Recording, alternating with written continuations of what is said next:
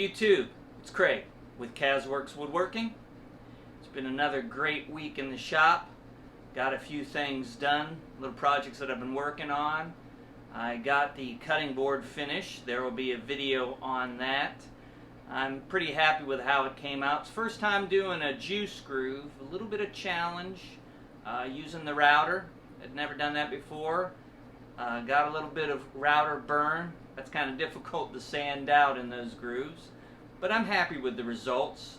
I think our initial intention was to maybe sell it, but I think because of some of the imperfections, being the first time doing it, I think we'll go ahead and keep that one. I really do like it. Got a little farther with the box on the lid. I'm kind of layering these up, doing some alternating maple and walnut, so I got that accomplished. That's glued up. Got a couple more rounds of that. Not much else going in the shop. Thank you for watching. Hope you like, share, and subscribe. As always, have a great week.